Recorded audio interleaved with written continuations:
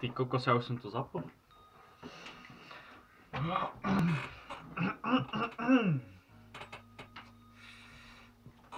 Jsme ostříhaný na kokoty. To je základ úspěchu a velký síly. Se stává.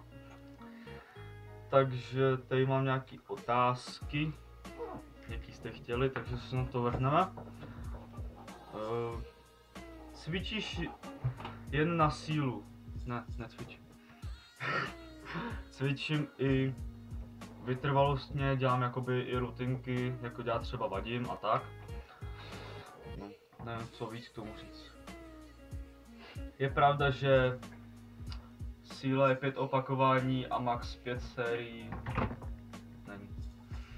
Je pravda, že když cvičíš sílu, že nenabíráš kila svalových hmoty ani v centimetrech, ne tolik.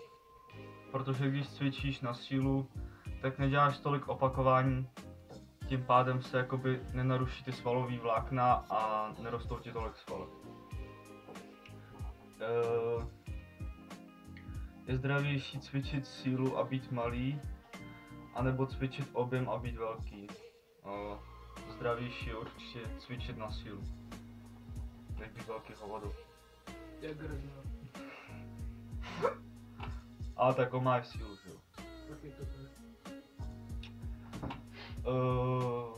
Ako by som mal poskladať tréningový plán na sílu, keď cvičím rok, na objem privel som všade cca centimetr a půl a 4 kg, lebo viem, že by som mal cvičiť celé telo full body z hip, dip, drep, ale po 3 měsícovými cviky stagnácia čině 3 razy do týždňa trénink.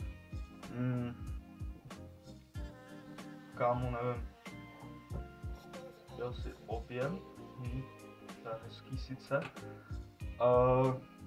Já necvičím to, jakoby každý den full body.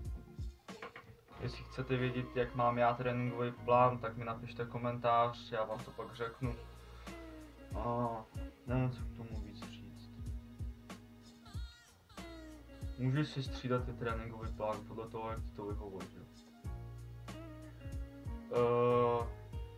Teď mám příklad maximální výkon na dips z hip a drep 20 kg od nějaké váhy, by som mal začať a koľko a ako často pridávať k tým další záťaž.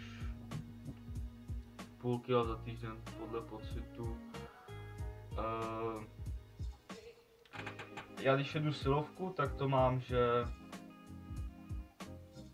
vždycky mám 2 týdny stejnou váhu a pak přidávám 5 kg. Takže tak. Výhody silového tréninku. Máš sílu. Tam jako není nic víc, jako prostě máš sílu a máš komplexní sílu, pokud cvičíš kalisteniku. Takže tak. Kebyže cvičím jaro, leto, jeseň a objem opakovaně cvikov do maxima a cez zimu vejte, tak naberem za 9 měsíců 3 kg. Príklad a za zimu neschudnem ich, keď budem cvičit na sílu.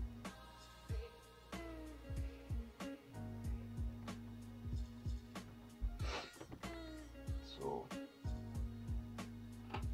Tak to jsem nějak nepobral, kámo. Maximální opakování cviku.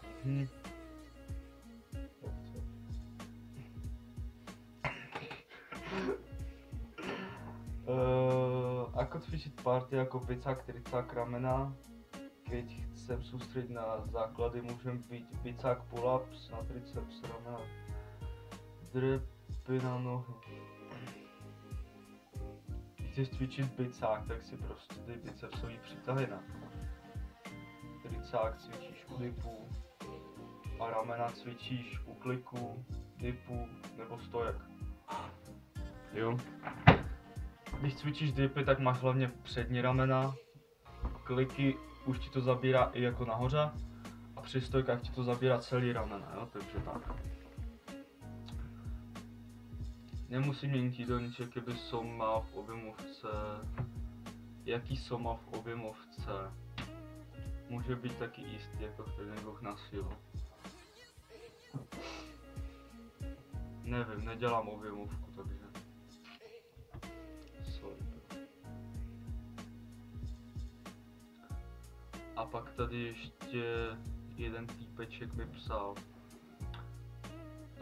Ahoj, chtěl jsem začít se street workoutem už... Co? Jo, chtěl jsem začít se street workoutem, už jsem mi začal, ale vydržel jsem jenom 5 dní. Mám trocha problém, že nedám ani jeden prítah z hip.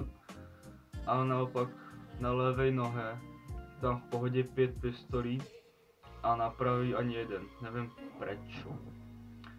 Zaujímalo by ma, ako si začítal se street workoutom, ako vyzeral tvoj tréninkový plán a ako často si cvičil do týždňa. Koľko si na začátku dal s chybou, myslím, že by to zaujímalo víc lidí.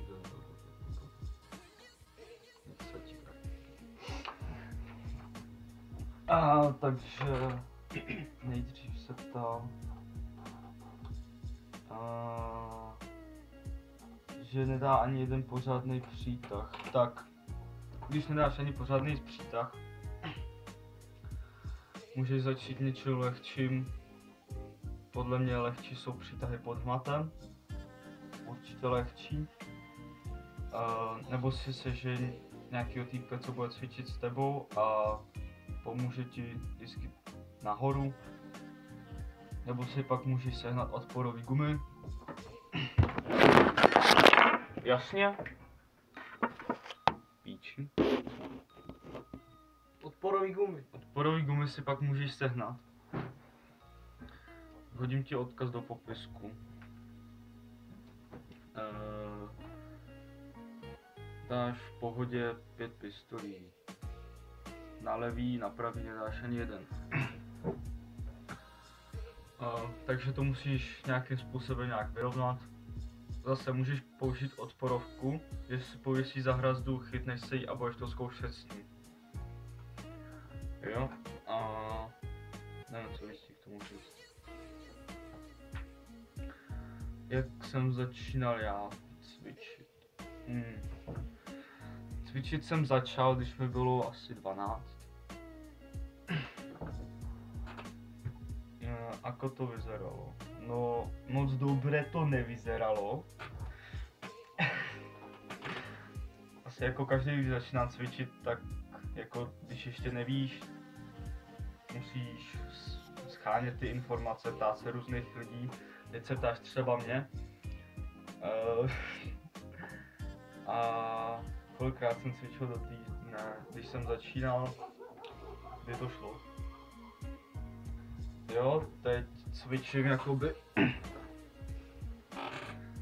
6krát do týdne a v pondělí mám rest. To mám saunu a kardio a protahování, takže rest. V pátek mám cheat, kdyby tě to zajímalo. Kolik jsem na začátku dal s chybou a tedy, tak s chybou, když jsem začínal, tak jsem dal tak 3, ale ty chyby vypadaly asi tak, že jsem byl v půlce a vytáhl jsem to, jo. Tak vypadaly moje chyby, když jsem začínal. Takže žádná sláva. Jo, tady Pája taky začíná. Udělá, kolik udělal chyby? 4. Ale že už je prostě tak, sice pod hmatem, ale už dá 4, jo. Když začínal, nedal ani jeden, nedal ani dip, teď dá 15 kg na dip? Od 16.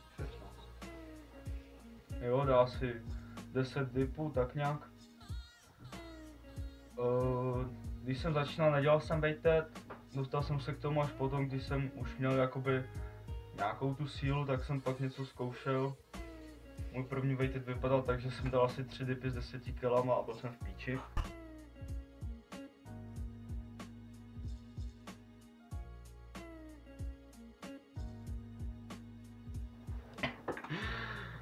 Asi tak, no, musíš jakoby každý trénink zvětšit tu intenzitu a tak, no, víš co.